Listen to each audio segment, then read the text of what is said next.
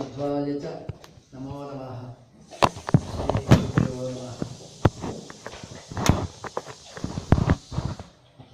ಉಪನಿಷತ್ತು ಕೊಟ್ಟ ಸಂದೇಶ ಸುಲಭ, ಎಲ್ಲರೂ ಹೇಳುವಂಥದ್ದು. ಸತ್ಯಂ ವದ ಧರ್ಮಂ ಚರ. ಸತ್ಯ ಹೇಳು, ಧರ್ಮವನ್ನು ಅನುಷ್ಠಾನ ಮಾಡುವುದು. ಧರ್ಮ ಅಂದರೆ ಏನು ಅಂತ ತಿಳ್ಕೊಳ್ಳೋದು ಬಹಳ ಮುಖ್ಯ. ನಮ್ಮ ಆಚಾರ್ಯರು ಹೇಳ್ತಾರೆ, ಧರ್ಮಸ್ಯ ಚರಣಂ ಶ್ರೇಯ, ಧರ್ಮ ಜ್ಞಾನಂತೂ ದುಷ್ಕರಂ ಅಂತ. ಧರ್ಮ ಆಚರಣೆ ಮಾಡುವುದು ಕಷ್ಟ ಅಲ್ಲ, ಆದರೆ ಧರ್ಮ ಯಾವುದು ಅಂತ ತೀರ್ಮಾನ ಮಾಡುವುದು ಕಷ್ಟ. ಧರ್ಮ ಯಾವುದು ಅಂತ ಗೊತ್ತಾದರೆ ಮತ್ತೆ ಧರ್ಮಾನುಷ್ಠಾನ ಮಾಡಬಹುದು. ಇವತ್ತು ನಮಗೆ ಅದೇ ಸಮಸ್ಯೆ ಅದು. ಯಾವುದು ಒಬ್ಬೊಬ್ಬರು ಒಂದೊಂದು ಧರ್ಮವನ್ನೇ ಹೇಳ್ತಾರೆ. ಯಾವುದನ್ನು ಅನುಷ್ಠಾನ ಮಾಡಬೇಕು, ಹೇಗೆ ಅನುಷ್ಠಾನ ಮಾಡಬೇಕು ನಮಗೆ ಗೊತ್ತಿಲ್ಲ. ಅದಕ್ಕೆ ಆಚಾರ್ಯರು ಹೇಳಿದರು, ಧರ್ಮ ಅಂದರೆ ಏನು ಅಂತ ಮೊದಲು ತಿಳ್ಕೊಂಡು ಆವಾಗ ಧರ್ಮವನ್ನು ಅನುಷ್ಠಾನ ಮಾಡಲಿಕ್ಕಾಗ್ತದೆ. ಎಷ್ಟು ಮತಗಳು ನಮ್ಮದು ಪ್ರಜಾಪ್ರಭುತ್ವ, ಮತ್ತೆ ಅದರಲ್ಲಿ ಬೇರೆ ಬೇರೆ ಯಾರು ಏನು ಬೇಕಾದರೂ ಸ್ವತಂತ್ರ. ಅಪ್ಪ ಹೇಳಿದನ್ನು ಮಗ ಕೇಳಬೇಕಂತ ಏನಿಲ್ಲ, ಸ್ವತಂತ್ರ ಒಂದು ದೇಶ ಆಗಿದೆ. ಆದರೆ ಎಷ್ಟು ಸ್ವಾತಂತ್ರ್ಯ ಇದ್ರೂ ಕೂಡ ಧರ್ಮದಲ್ಲಿ ಸ್ವಾತಂತ್ರ್ಯ ಇಲ್ಲ. ಧರ್ಮಸ್ಯ ಪ್ರಭು ಅಚ್ಯುತಃ ಅಂತ. ಧರ್ಮದ ಪ್ರಭು ಅವನೇ, ದೇವರೇ. ಯಾವುದು ಧರ್ಮ ಅಂತ ಹೇಳ್ತಾನೆ ಅದು ಧರ್ಮ, ಯಾವುದು ಅಧರ್ಮ ಅಂತ ಹೇಳ್ತಾನೆ ಅದು ಅಧರ್ಮ. ಹಾಗಾಗಿ ಧರ್ಮಾಧರ್ಮಕ್ಕೆ ಕೊನೆಯ ಮಾನದಂಡ ಯಾವುದು ಅಂತಂದ್ರೆ ದೇವರು ಏನು ಹೇಳಿದ್ದಾನೆ ಅದು ಧರ್ಮ ಅಂತ. ಹಾಗಾದ್ರೆ ಪುನಃ ಆ ದೇವರ ಕೋರ್ಟಿಗೆ ಹೋಯ್ತು. ಧರ್ಮ ಅಂದ್ರೆ ಏನು ಅಂತ ತಿಳ್ಕೊಳ್ಬೇಕು ಅಂತ. ದೇವರು ಧರ್ಮವನ್ನು ತಿಳಿಸ್ಲಿಕ್ಕೋಸ್ಕರನೇ ಎಷ್ಟೆಷ್ಟು ಮಾಧ್ಯಮಗಳನ್ನು ವಿನಿಯೋಗ ಮಾಡಿದ್ದಾನೆ. ಅದರಲ್ಲಿ ಎಷ್ಟು ಶಬ್ದಗಳನ್ನು ವಿನಿಯೋಗ ಮಾಡಿದ್ದಾನೆ. ಕೊನೆಗೆ ಎಲ್ಲ ಹೇಳಿ ಒಂದು ಭಾಗವತವನ್ನು ನಮಗೆ ಕೊಟ್ಟು ಧರ್ಮ ಅಂದ್ರೆ ಏನು ಅಂತ ಪ್ರಾರಂಭದಲ್ಲಿ ಹೇಳಿ ಅದರ ವಿಶ್ಲೇಷಣೆ ವಿವರಣೆಯನ್ನು ಇಡೀ 12 ಸ್ಕಂದಗಳಲ್ಲಿ ಭಗವಂತ ವಿವರಿಸಿದ. ಧರ್ಮ ಅಂದ್ರೆ ಏನು ಮೊದಲು ಹೇಳ್ತಾನೆ ದೇವರು, ಧರ್ಮ ಪ್ರೋಜ್ಜಿತ ಕೈತವ, ಧರ್ಮ ಪ್ರೋಜ್ಜಿತ ಕೈತವ ಅತ್ರ ಪರಮಃ. ಧರ್ಮ ಅಂದ್ರೆ ಯಾವುದು ಅಂತಂದ್ರೆ ಯಾವುದು ನಮ್ಮನ್ನು ಎತ್ತಿ ಹಿಡಿತದೆ ಅದು ಧರ್ಮ ಅಂತ, ಯಾವುದು ನಮ್ಮನ್ನು ಬೀಳಿಸ್ತದೆ ಅದು ಅಧರ್ಮ ಅಂತ. ಧಾರಕ ಎಸ್ತತಾನ್ ಧಾರಕೋ ಧರ್ಮ, ಯಾವುದು ನಮ್ಮನ್ನು ಎತ್ತಿ ಹಿಡಿತದೆ ಅದು ಧರ್ಮ ಅಂತ. ಎತ್ತಿ ಹಿಡಿದು ಯಾವಾಗ ಅಂತ ನಮಗೆ ಗೊತ್ತಿಲ್ಲ. ನಮ್ಗೆ ಗೊತ್ತಾಗೋದು ಯಾವಾಗ ಅಂದ್ರೆ ಬಿದ್ದಾಗ ಗೊತ್ತಾಗ್ತದೆ ಯಾವುದೋ ನಮ್ಮನ್ನು ಎತ್ತಿ ಹಿಡಿದಿದೆ ಅಂತ. ಕಾಲು ಜಾರಿ ಬೀಳ್ತೇವೆ, ಬಿದ್ದಾಗ ನಾವು ಕಾರಣ ಹುಡುಕ್ತೇವೆ, ಯಾಕೆ ನಾನು ಬಿದ್ದೆ ಅಂತ.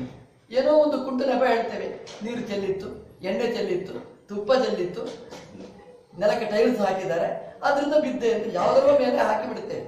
ಆದ್ರೆ ಆ ನೀರಿನಲ್ಲಿ ಎಷ್ಟು ಜನ ನಡೆದಿದ್ದಾರೆ, ಎಣ್ಣೆಯ ಮೇಲೆ ಎಷ್ಟು ಸಲ ನಾವೇ ಕಾಲಿಟ್ಟಿದ್ದೇವೆ, ಯಾವಾಗಲೂ ಬೀಳ್ತಿದ್ದವರು ಇವತ್ತ್ಯಾಕೆ ಬಿದ್ದೆವು ಒಂದು ಪ್ರಶ್ನೆ ಮಾಡಿದರೆ ಅದಕ್ಕೆ ಏನೋ ಒಂದು ಕಾರಣ ಇರಬೇಕು ಅಂತ. ಹೇಳಲಿಕ್ಕಾಗದಿದ್ದ ಒಂದು ಕಾರಣ. ಆಕ್ಸಿಡೆಂಟ್ ಆಗತ್ತೆ, ಎಷ್ಟು ಜನ ಹೋಗ್ತಾರೆ, ಆಕ್ಸಿಡೆಂಟ್ ಆದವನೇ ಮತ್ತೆ ಎಷ್ಟು ಸಲ ಹೋಗ್ತಾನೆ, ಪ್ರಯಾಣ ಮಾಡ್ತಾನೆ, ಎಲ್ಲ ಸಲ ಆಗುದಿಲ್ಲ. ಯಾಕಾಯಿತು ಅಂತ ಒಂದು ಪ್ರಶ್ನೆ ಕೇಳಬೇಕು. ಹೀಗೆ ಕೂತಿರ್ತೇವೆ, ಕೂತಾಗ ಇದ್ದಕ್ಕಿದ್ದಾಗೆ ಬೆನ್ನು ನೋವು ಪ್ರಾರಂಭ ಆಯ್ತು. ಅಯ್ಯೋ ದೇವರೇ ಅಂತ ಬೈತೇವೆ ನಾವು. ದೇವರು ಹೇಳಿದ ನನಗೆ ಬೇರೆ ಕೆಲಸ ಇಲ್ಲ, ಬೆನ್ನು ನೋವು ಕೊಡೋದು ಅದೇ ಕೆಲಸ ನನಗೆ. ಅಂದ್ರೆ ನಾವು ಯಾವಾಗ ಬೀಳ್ತೇವೆ ನಮ್ಮನ್ನು ಬೀಳದಿದ್ದಾಗೆ ಎತ್ತಿ ಹಿಡಿಯುವುದು ದೇವರ ಧರ್ಮದ ಕೆಲಸ. ಅಂದ್ರೆ ಅದು ಬಿದ್ದಾಗ ಗೊತ್ತಾಗುತ್ತೆ ನಮ್ಮನ್ನು ಇಷ್ಟರವರೆಗೆ ಯಾರೋ ಒಬ್ಬರು ಎತ್ತಿ ಹಿಡಿದಿದ್ರು ಅಂತ. ಅದು ಯಾವುದು ಎತ್ತಿ ಹಿಡಿದದ್ದು? ಸತಾನ್ ಧಾರಕ ಸಧರ್ಮ. ನಮ್ಮನ್ನು ಯಾವುದು ಎತ್ತಿ ಹಿಡಿದಿದೆ ಅದನ್ನು ಧರ್ಮ ಅಂತ ನಮ್ಮ ಹಿರಿಯರು ಹೇಳಿದರು. ಯಾವುದು ಧರ್ಮ? ಧರ್ಮ ಅಂತ ಎಲ್ರಿಗೂ ಒಂದು ಸಾಮಾನ್ಯವಾದದ್ದು ಡೆಫಿನೇಷನ್ ಹೇಳಲಿಕ್ಕಾಗುವುದಿಲ್ಲ. ಒಂದು ತಲೆನೋವು ಬಂತು ಅಂತ ಇಟ್ಕೊಳ್ಳಿ, ಡಾಕ್ಟ್ರಿಗೆ ನೀವು ಹೇಳಿ, ಒಬ್ಬ ಹುಡುಗರನ್ನು ಕಳಿಸ್ಬೇಡಿ, ನಮ್ಮ ಅಪ್ಪನಿಗೆ ತಲೆ ಸಿಡಿತ ಬಂದಿದೆ ಒಂದು ಔಷಧ ಕೊಡಿ. ಡಾಕ್ಟರ್ ಹೇಳ್ತಾರೆ ಔಷಧ ಕೊಡ್ಲಿಕ್ಕಾಗುದಿಲ್ಲ, ಅಪ್ಪ ನಾನು ಬರ್ಲಿಕ್ಕೆ ಕೇಳು. ನಾನೇ ಬಂದಿದ್ದೇನೆ, ನೀನು ಬಂದರೆ ಆಗುದಿಲ್ಲ. ನಿನಗೆ ಔಷಧ ಕೊಡಬೇಕಾದ್ರೆ ನಿನ್ನ ಅಪ್ಪನಿಗೆ ಔಷಧ ಕೊಡಬೇಕಾದ್ರೆ ಅಪ್ಪನೇ ಬರಬೇಕು ಅಂತ. ಅಪ್ಪನ ಕೈ ಮುಡ್ತಾನೆ, ತಲೆ ಮುಡ್ತಾನೆ, ಎದೆ ಮುಡ್ತಾನೆ, ಕೊನೆಗೊಂದು ಔಷಧ ಕೊಡ್ತಾನೆ. ಅಂದ್ರೆ ಎಲ್ರಿಗೂ ಆಗುವ ಒಂದು ಔಷಧ ಅಂತ ಒಂದಿಲ್ಲ. ಯಾಕೆಂದ್ರೆ ಅದು ಪ್ರಕೃತಿ ಚಿಕಿತ್ಸೆ ಅಂತ. ಒಂದೊಂದು ಪ್ರಕೃತಿಗೆ ಒಂದೊಂದು ರೀತಿಯಾದ ಚಿಕಿತ್ಸೆ ಬೇಕು. ಎಲ್ರಿಗೂ ಒಂದು ಧರ್ಮ ಒಂದು ಔಷಧ ಅಂತ ಒಂದು ಇಲ್ಲವೇ ಇಲ್ಲ. ಒಬ್ಬೊಬ್ಬರಿಗೆ ಒಂದೊಂದು ತರ, ಒಂದೊಂದು ಪ್ರಕೃತಿಗೆ ಒಂದೊಂದು ತರದ ಔಷಧವನ್ನು ಕೊಡಬೇಕು. ಈಗ ಔಷಧದಲ್ಲಿಯೇ ಹೀಗಿದ್ದರೆ ಡಯಟ್ ಅಂತ, ಪಥ್ಯ ಅಂತ, ಎಲ್ರಿಗೂ ಒಂದೇ ಪಥ್ಯ ಇಲ್ಲ. ನಮ್ಮ ಆಚಾರ್ಯರು ಹೇಳ್ತಾರೆ ಏಕಾದಶಿಯನ್ನು ಮಾಡಿ ಅಂತ, ಎಲ್ರಿಗೂ ಡಯಟ್ ಅದು. ಈಗ ಬೇರೆಯವ್ರ ಹತ್ರ ಕೇಳಿದ್ರೆ ಒಬ್ಬೊಬ್ಬರಿಗೆ ಒಂದೊಂದು ಔಷಧ. ಕೆಲವರಿಗೆ ಸಕ್ಕರೆ ತಿನ್ನದಿದ್ರೆ ಕಾಯಿಲೆ, ಕೆಲವರಿಗೆ ಸಕ್ಕರೆ ತಿಂದ್ರೆ ಕಾಯಿಲೆ. ಏನ್ ಮಾಡ್ಬೇಕು ಹೇಳಿ? ಎಲ್ರಿಗೂ ಒಂದು ಔಷಧ ಅಂತ ಹೇಳಲಿಕ್ಕಾಗತ್ತಾ? ಬೇರೆ ಬೇರೆ ರೀತಿಯಾದಂಥ ಔಷಧ. ಧರ್ಮನೂ ಅಷ್ಟೇ, ಎಲ್ರಿಗೂ ಒಂದು ಧರ್ಮ ಅಂತಿಲ್ಲ. ಒಟ್ಟಿಗೆ ಧರ್ಮ ಅಂತ ಹೇಳಿದ್ರು. ಬ್ರಾಹ್ಮಣರಿಗೆ ಒಂದು ಧರ್ಮ, ಕ್ಷತ್ರಿಯರಿಗೆ ಒಂದು ಧರ್ಮ, ಜಗಳಾಡುವವರಿಗೆ ಒಂದು ಧರ್ಮ, ಅವರಿಗೊಂದು ಧರ್ಮವನ್ನೇ ಹೇಳಿದ್ದಾರೆ. ವೈಶ್ಯರಿಗೆ ಒಂದು ಧರ್ಮ, ಯಾರು ಬಿಸಿನೆಸ್ ಮಾಡ್ತಾನೆ ಅವನಿಗೂ ಒಂದು ಧರ್ಮ ಅಂತ ಹೇಳಿದರು. ಕೆಲಸ ಮಾಡುವವ, ಸೇವೆ ಮಾಡುವವ ಅವನಿಗೂ ಒಂದು ಧರ್ಮ ಅಂತ ಹೇಳಿದರು. ಧರ್ಮ ಎಂಬುದು ಒಂದು ಪ್ರತ್ಯೇಕವಾದ ಒಂದೊಂದು ಜಾತಿಗೆ ಒಂದೊಂದು ಧರ್ಮ. ಈಗ ಏನಾಗಿದೆ ಅಂತಂದ್ರೆ ಒಂದೊಂದು ಜಾತಿಗೆ ಒಂದು ಧರ್ಮ, ಒಂದೊಂದು ತಲೆಗೆ ಒಂದು ಧರ್ಮ ಜಾತಿಯಾಗಿ ಬಿಟ್ಟಿದೆ. ಆದ್ರಿಂದ ಧರ್ಮವನ್ನು ಹೇಳೋದು ಬಹಳ ಕಷ್ಟ.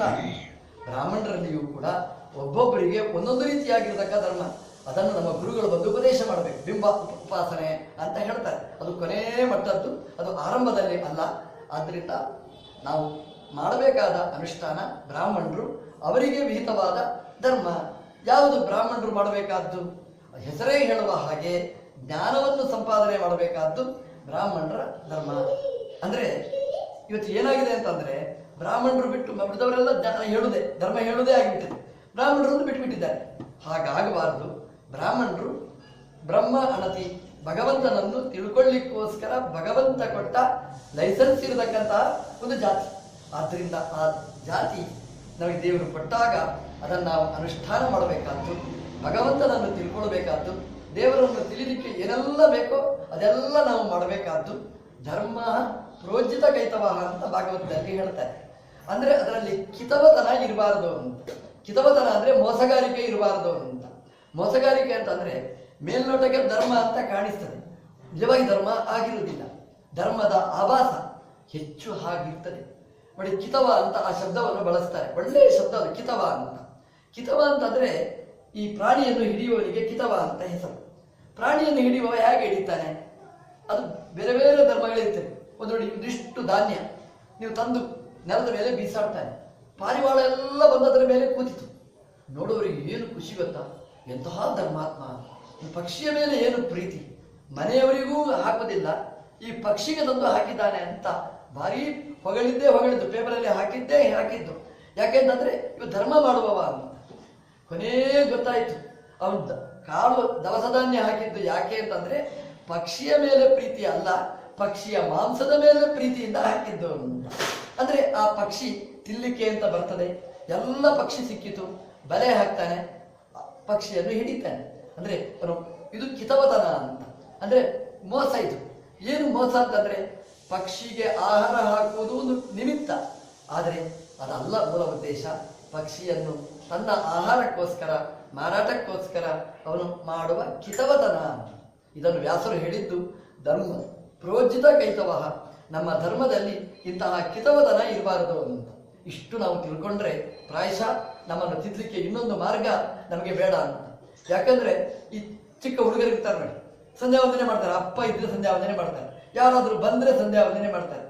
ಟಕ ಟಕ ಅಂತ ಮಾಡಿಬಿಟ್ರೆ ಸಂಧ್ಯಾ ವಂದನೆ. ಯಾಕಂದ್ರೆ ನೋಡುವವರಿಗೋಸ್ಕರ ಸಂಧ್ಯಾ ವಂದನೆ. ಅದು ಹಾಗಾಗಬಾರದು. ಒಬ್ಬ ನೋಡುವವರಿಗೋಸ್ಕರ ಅಲ್ಲ, ಅದು ನಿಜವಾಗಿ ನಾವು ಮಾಡಬೇಕಾದ ಅದು ಕರ್ತವ್ಯದಲ್ಲಿ ಸೇರಬೇಕು. ಹುಡುಗರು ಓದ್ತಾರೆ, ಮೇಷ್ಟ್ರು ಬಂದ್ರೆ ಓದ್ತಾರೆ, ಪಾಠರು ಹೋದ್ರೆ ಆಚೆ ಬಿಟ್ಬಿಡ್ತಾರೆ, ಪುಸ್ತಕ ಆಗಿರ್ತಾರೆ. ಇದು ವಿದ್ಯಾರ್ಥಿಗಳ ಧರ್ಮಕ್ಕೆ ಇದು ಒಂದು ರೀತಿಯಾದಂತಹ ವಂಚನೆ. ಒಬ್ಬೊಬ್ಬರಿಗೆ ಒಂದೊಂದು ರೀತಿಯಾಗಿರ್ತಕ್ಕಂತಹ ಧರ್ಮ ಇದೆ, ಅದು ಕಿತವತನದ್ದು ಆಗಬಾರದು. ಅದರಲ್ಲಿ ವಂಚನೆ ಎಂಬುದು ಇರಬಾರದು. ಅದು ಕೈತವ ರಹಿತವಾದರೆ ಅದು ಧರ್ಮ ಆಗ್ತದೆ. ದೇವರ ಪೂಜೆ, ದೇವರು ಮೆಚ್ಚಬೇಕು ಅಂತ ನಾವು ಮಾಡಬೇಕಾಗಿರ್ತಕ್ಕಂಥದ್ದು. ಅಲ್ಲಿ ಕಿತವತನ ಅದರಲ್ಲಿ ಇರಬಾರದು. ಇದು ಬ್ರಾಹ್ಮಣರು ಆರ್ಜವ, ಅದು ಸಹಜವಾಗಿರ್ತಕ್ಕ ಧರ್ಮ. ಅವರು ಮೋಸ ಮಾಡುವುದಿಲ್ಲ, ತಮ್ಮ ಕರ್ತವ್ಯವನ್ನು ನಿರ್ವ್ಯಾಜವಾಗಿ ಮಾಡ್ತಾರೆ. ಅಂತಹ ಜಪ ಉಪದೇಶಗಳು ಬ್ರಾಹ್ಮಣರಿಗೆ ವಿಹಿತವಾಗಿರ್ತಕ್ಕಂತಹ ಕರ್ತವ್ಯ. ಅದನ್ನು ನಾವು ಮಾಡಿದರೆ ದೇವರು ಮೆಚ್ಚುತ್ತಾನೆ. ಕುರಿಯಾದನ್ಯ ನವಾ ಕುರಿಯ, ಬೇರೆ ಏನಾದರೂ ಮಾಡಿ ಬಿಡಿ, ಇಷ್ಟಂತೂ ನಾವು ಮಾಡಲೇಬೇಕಾದ್ದು. ಅಷ್ಟು ಮಾಡಿದರೆ ಭಗವಂತ ಮೆಚ್ಚುತ್ತಾನೆ. ದೇವರು ಮೆಚ್ಚಲಿಕ್ಕೆ ಕಾರಣವಾಗಿರ್ತಕ್ಕಂಥದ್ದು ನಮ್ಮ ಪಾಲಿನ ಕರ್ತವ್ಯವನ್ನು ಪ್ರಾಮಾಣಿಕವಾಗಿ ಮಾಡಿ ದೇವರು ನಮ್ಮಿಂದ ಮಾಡಿಸಿದ ಅಂತ ಭಗವಂತನಿಗೆ ಒಪ್ಪಿಸಿದರೆ ಇದು ನಿಜವಾಗಿರ್ತಕ್ಕಂತಹ ಧರ್ಮ ಆಚರಣೆ. ಅದು